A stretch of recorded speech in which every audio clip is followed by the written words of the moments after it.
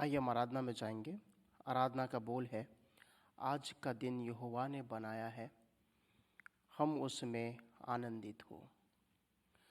आज का दिन यहोवा ने बनाया है, हम उसमें आनंदित हो, आनंदित हो।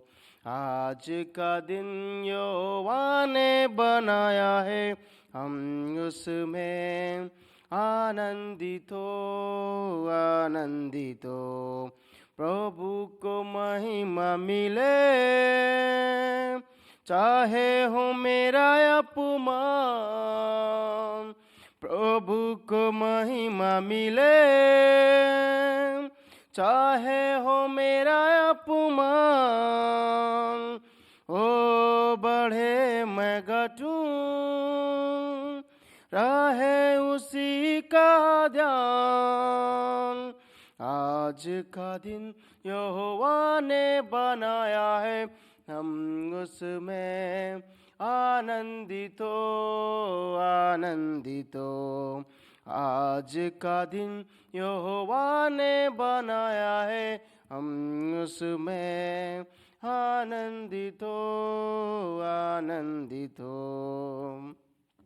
स्तुति प्रशंसा करें, क्यों ना कुछ होता रहे, उसको हम भाते रहे, चाहे जहाँ भी रहे। स्तुति प्रशंसा करें, क्यों ना कुछ होता रहे, उसको हम भाते रहे, चाहे जहाँ भी रहे। आज का दिन यहोवा ने बनाया है, हम उसमें आनंदित हो, आनंदित हो। आज का दिन यहोवा ने बनाया है, हम उसमें आनंदित हो, आनंदित हो। हालेलुया, आमीन। आइए हम प्रभु के वचनों को देखेंगे। आज का वचन है मत्ती उसका अध्याय 9, उसका 1 से लेकर हम 11 पद तक देखेंगे। मत्ती 9 अध्याय उसका 1 से लेकर 11 पद तक देखेंगे। आइए हम लोग वचन को देखेंगे। आइए मैं आपके बीच में पढ़ दूंगा। वचन क्या बताना चाहता है, आप ध्यान से सुने। यदि आपके पास बाइबल है तो आप वचन को निकालने का कोशिश करें और प्रयास करें पढ़ने के लिए, क्योंकि आप बाइबल लेकर प्रार्थना में बैठें। और बाइबल जो है आपके हथियार है, आपके हर एक को दैनिक जीवन से लड़ने के लिए। वो ऐसा हथियार है कि आपको हर एक तरफ से आपको साहस देता है, आपकी सहायता करता है, आपकी मदद करता है, आपके ज्ञान को बढ़ाता है, आपकी रक्षा करता है।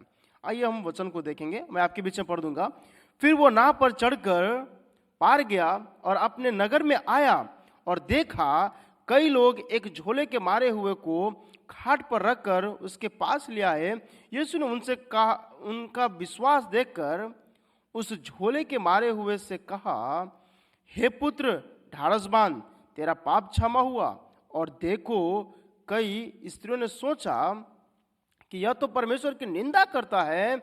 यीशु ने उनको मन की बातें मालूम करके कहा कि तुम लोग अपने अपने मन में बुरे विचार क्यों कर रहे हो?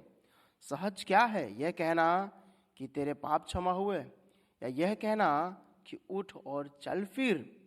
परंतु इसीलिए कि तुम जान लो कि मनुष्य के पुत्र को पृथ्वी पर पाप क्षमा करने का अधिकार है। उसने झोले के मारे हुए से कहा, उठ, अपनी खाट उठा और अपने घर चला जा। वह उठकर अपने घर चला गया। लोग यह देखकर डर गए और परमेश्वर की महिमा करने लगे, जिसने मनुष्य को ऐसा अधिकार दिया है।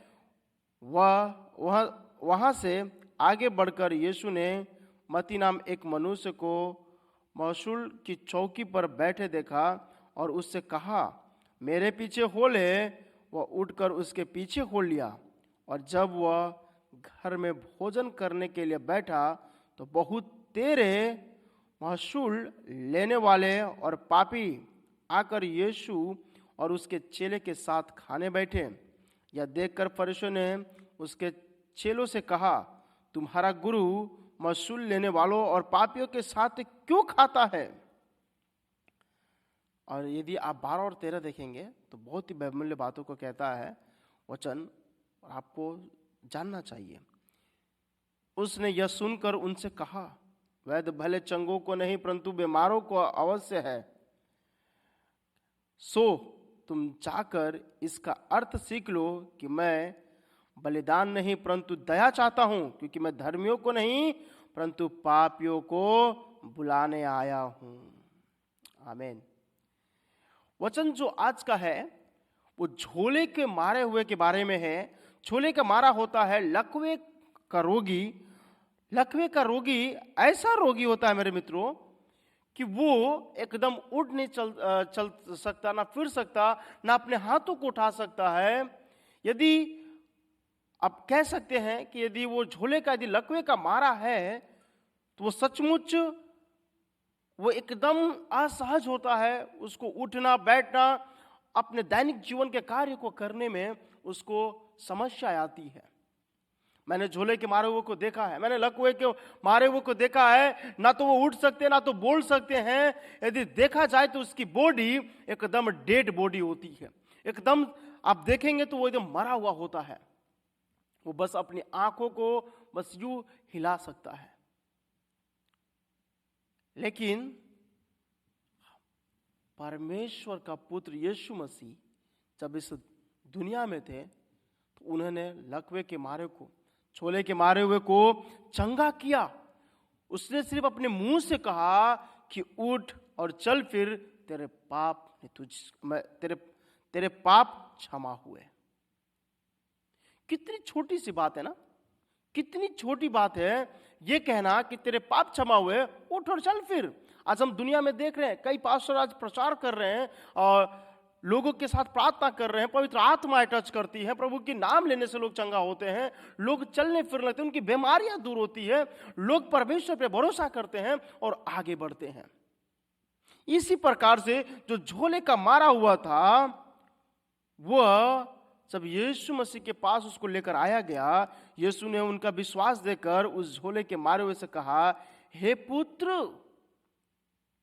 कहता है हे पुत्र, ढाढ़स बांध, ढाढ़स बांध। आज आपको भी यीशु मसीह आज कहता है, हे पुत्र तू ढाढ़स बांध। तेरे दैनिक जीवन, तेरे घर की समस्या, तेरे बच्चों की समस्या, तेरे तमाम समस्याएं आज दूर हो जाएंगी। बस तू ढाढ़स बांध, तेरे विश्वास तुझे चंगा करेंगे। आज हमारे अंदर हमारे विश्वास होना चाहिए। आज हमारे अंदर हमारा विश्वास होना चाहिए। आज विश्वास जो हमारे अंदर होगा, जब अपने अंदर विश्वास को लेकर आएंगे, जब अपने जीवन में परमेश्वर की बातों को, परमेश्वर ने जो वचन में कहा है, हम उस पर यदि भरोसा करेंगे, तो मैं आपको बताना चाहता हूं मेरे मित्रों कि आपकी समस्या यूं ही खत्म हो जाएगी और आप परमेश्वर के द्वारा आप चंगाई पाएंगे, आप परमेश्वर के द्वारा आशीष पाएंगे। जिस प्रकार से वचन यीशु मसीह उसको कहता है कि हे मेरे पुत्र ढाढ़स बांध, आज आपको भी कहता है प्रभु। आज आपके जीवन में बहुत सारी समस्या है, बहुत सारी समस्या से आप जूझ रहे हो, आज वचनों को सुन रहे हो, आज आपके पास बहुत सारी समस्या है, आप समस्याओं को लेकर प्रभु के पास आए हो कि प्रभु मुझे बता कि मुझे क्या करना चाहिए। प्रभु आज मैं इस पास्टर की प्रार्थनाओं को सुन रहा हूं, प्रभु आज पास्टर हैप्पी कुमार भारती आज तेरे वचनों को दे रहा है। आज वो कहता है कि यीशु मसीह कहता है कि ढाढ़स बांध, मैं तुझे चंगा करूंगा, तेरे पाप से क्षमा करूंगा करके, तेरे बोझों को उठा लूंगा करके। मैं बता देना चाहता हूं आपको कि जब आप ढाढ़स बांधेंगे, जब आप भरोसा रखेंगे, आप जब विश्वास करेंगे, परमेश्वर का कहे हुए वचनों के अनुसार आपको आशीष मिलेगा मेरे मित्र, आप आशीष पाएंगे। आप सचमुच उन स्वर्ग के आशीषों को देखेंगे जो यीशु मसीह आपको देना चाहता है, जो परमेश्वर आपके साथ चलना चाहता है। जो झोले का मारा हुआ था, वो सोचा भी नहीं होगा अपने जीवन में कि मैं इस तरह से चंगा हो जाऊंगा। वो अपने जीवन में विचार कर रहा होगा कि मैं यूं ही इसी तरह एक दिन मर जाऊंगा, मैं इस दुनिया से चला जाऊंगा, मेरा कुछ नहीं हो पाएगा। जब आप कभी बीमारी में पड़ते होंगे, जब आप कभी समस्या में पड़ते होंगे, आप ये सोचते होंगे कि मेरा क्या होगा, अब मैं तो नहीं चल पाऊंगा, अब मैं चल भी नहीं पाऊंगा, अब मैं फिर भी नहीं पाऊंगा, अब लोगों से बात भी नहीं कर पाऊंगा, अब लोगों के साथ सहभागिता भी नहीं रख पाऊंगा। लेकिन आप केवल जब परमेश्वर पर भरोसा करते हैं, विश्वास करते हैं, आप चंगाई को पाते हैं। मैं आपको एक बात बता दूं, मेरे पिताजी आज जब 2018-19 का समय था, उस समय मैं बहुत बड़ा समस्या में था। मेरे पिताजी उस समय उनके राइट पैर में समस्या थी, वो चल नहीं पा रहे थे। कहते हैं ना कि लकवे का जब मारा हो जाता है इंसान तो चल नहीं पाता, उठ नहीं पाता, समस्याओं से गिर जाता है। मेरे पिताजी भी उस समय बहुत ही ग्रस्त हो गए थे, वो चल नहीं पा रहे थे, वो फिर नहीं पा रहे थे, उनके पास समस्या आए जा रही थी और वो अपने मनों में बस रोए जा रहे थे और हम लोग को कह रहे थे कि मैं अब लगता है चल नहीं पाऊंगा, अब मेरी पैर काम नहीं कर रहा, मेरा शरीर मुझे जवाब दे रहा है, मैं एकदम लगता है कि अब मैं मर जाऊंगा। मैं परमेश्वर के पास गया और प्रार्थना किया और कहा कि प्रभु, तू मेरा राजा है, तू मेरा देखने वाला है, तू मुझे आशीष करने वाला है, तू मेरे समस्याओं को सुनने वाला है, तू मुझे सामर्थ देने वाला है। मैं याद करता हूं परमेश्वर कि जब भी मैं अकेला था, तूने मेरे हाथों को पकड़ा और कहा कि तू ढाढ़स बांध, मैं तेरे साथ हूं। परमेश्वर, जिस प्रकार से तूने वादा किया है कि तेरे बोझों को उठा लूंगा, आज मेरे बोझ मेरे पीठ तले मुझे दबा रही है, मुझे अंधकार की ओर खींच रही है, नाना प्रकार की सोच मेरे विचार मेरे मन में आ रही है। परमेश्वर मेरी सहायता करे। मैंने प्रार्थना किया। मैं जब प्रार्थना कर रहा था उस वक्त मैं करीब 1 हफ्ता का फास्टिंग प्रेयर रखा और मैं प्रार्थना करता रहा कंटिन्यू। प्रभु से मैं अपने उत्तरों को पाना चाहा कि मुझे आपकी जरूरत है, मैं अकेला महसूस कर रहा हूं, मैं एकदम अकेला महसूस कर रहा हूं। आप मेरे हाथों को पकड़ ले, मेरे हाथों को कस के पकड़िए ताकि मैं गिर ना सकूं, मैं ढिंगला ना सकूं। आप मेरे हाथों को पकड़ ले। मैंने परमेश्वर के हाथों को पकड़ने के लिए कहा कि प्रभु मेरे हाथों को पकड़, मुझे मेरे हाथों को पकड़ के मुझे चला प्रभु। मैं गिर जाऊंगा प्रभु, मैं एक छोटा बच्चा के समान हूं, मैं गिर जाऊंगा। लेकिन परमेश्वर ने मेरे हाथों को पकड़ा और कहा ढाढ़स बांध। मैं परमेश्वर तेरी बातों को सुन लिया हूं, तेरी विनतियों को सुन लिया हूं करके। मैं उस समय लगातार कंटिन्यू में प्रार्थना करता था और उस समय मेरे बोर्ड एग्जाम की तैयारी भी चल रही थी। मैं उन पढ़ाइयों को नहीं देखा, मैंने अपने पिताजी की सेवा टहल करने सीखी। मैंने कहा कि प्रभु मुझे नहीं पता मेरे साथ अगला क्या होने वाला। उस समय का समय मुझे साउथ कोरिया भी आने का समय था और मैं प्रार्थना कर रहा था कि प्रभु मेरे पास तमाम समस्या है, तमाम समस्याओं से मैं गिर गया और शैतान अपना कार्य कर रहा था और शैतान लगातार मुझे पुश कर रहा था, मुझे उठने नहीं दे रहा था। लेकिन जब मैंने परमेश्वर को कहा कि मेरे हाथ तू पकड़ ले क्योंकि मुझे तेरी जरूरत है, प्रभु ने मेरे हाथों को पकड़ा और मुझे उठ खड़ा किया। जब मैं प्रार्थना कर रहा था मेरा शरीर एकदम जैसे लगने लगा कि आज मैं प्रभु के सामने बैठा हूं और प्रभु से बातें कर रहा हूं। आप भी जब प्रार्थना करेंगे, आप भी जब प्रभु के सन्मुख जाएंगे, आपको महसूस होगा कि प्रभु आपके साथ है। उस वक्त मेरे पिताजी काफी जब बीमार थे, वो रोते थे और सोचते थे कि मैं अपने जान को ले लूंगा, अपने प्राण को ले लूंगा और मैं इस धरती पर, इस दुनिया पर अब जीवित नहीं रहना चाहता क्योंकि मैं अब थक चुका हूं। अब मैं असहज हूं चलने में। उनके जो मित्र थे वो आते थे उनसे मिलने के लिए, लेकिन कई महीनों के बाद सब लोग आना बंद कर दिए। क्यों? क्योंकि लोग आपकी समस्या जानने के बाद कुछ ही दिन आते, लेकिन अच्छा मित्र हमारा परमेश्वर है जो हमें कभी नहीं छोड़ता। मैं हमेशा पापा को अपना कहता कि पिताजी आप प्रार्थना करें, आप प्रार्थना करें, आपकी समस्या दूर हो जाएगी, आप इधर उधर की बातों को मत सोचिए। एक बार मेरे पिताजी ने अपने प्राण को लेने के लिए वो सोचा रात में 12 बजे कि मैं सारे दवाइयों को खाकर, मैं सारे मेडिसिन को खाकर मैं मर जाऊंगा। लेकिन परमेश्वर काम करता है। प्रार्थना करते रहा कि प्रभु ऐसा कुछ ना हो। उस समय बहुत ही गर्मी का समय था। पिताजी को डॉक्टर ने कहा था कि उन्हें गर्मी वाले घर में सुलाने के लिए, उन्हें ठंडा पैर में नहीं लगना चाहिए। मैं पिताजी के साथ 12 बजे तक रात तक जगता और उनके साथ सोता रहा। मैं प्रार्थना करते रहा मनों में कि प्रभु मेरी सहायता करना, प्रभु मेरे पापा के पैरों को तू टच करना, मुझे विश्वास है तुझ पर कि तू चंगा करेगा। डॉक्टर के पास गए, कई बार दिखाए, कितने दवाइयों को खाए, लेकिन चंगा नहीं हुआ। मैं उस समय मॉर्निंग में मसाज करता और प्रार्थना करता कि प्रभु तू आसमान से देखने वाला है, तू आशीष करने वाला है करके, और आज हमारे पिताजी को आप चंगा करेंगे। मैं प्रार्थना करते रहा कंटिन्यू। मेरे पिताजी भी, उनको लगा कि वाकई में मुझे प्रार्थना करना चाहिए। आज ये मौका दिया प्रभु प्रार्थना करने के लिए कि मैं उठ खड़ा होऊंगा और बस ये है कि ढाढ़स बांधना है। मेरे पिताजी ने प्रार्थना की है और हम सब लोग मिलकर प्रार्थना की। मेरी माँ प्रार्थना की रात भर, मेरे बहन लोग प्रार्थना की, मेरा पूरा परिवार जब प्रार्थना करने लगा, हम लोग ने सोचा कि प्रभु हमें सिखा कि हमें क्या करना चाहिए, हमें आज्ञा दे। मेरे पिताजी ने कंटिन्यू रात भर प्रार्थना की। उसके बाद प्रभु की सामर्थ उनके ऊपर उतरी और वो धीरे धीरे चलने लगे। आमीन।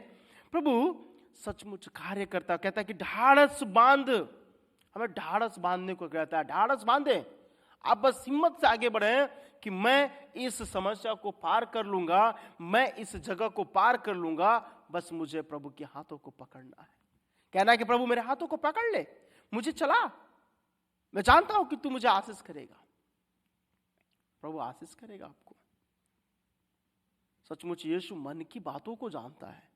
जिस प्रकार से अब जब 4 पद देखें, उसमें कहता है कि यीशु ने उनके मनों की बातों को जाना। जो बगल में औरत सोच रही थी, विचार कर रही थी गलत बातों को, परमेश्वर उनकी बातों को भी जाना। सचमुच परमेश्वर बुरे विचार, अच्छे विचारों को जानता है। सचमुच आज आपको समय है कि आप उस पर विश्वास करें। आप जब 13 पद देखेंगे, मुझे ये पद बहुत अच्छा लगता है।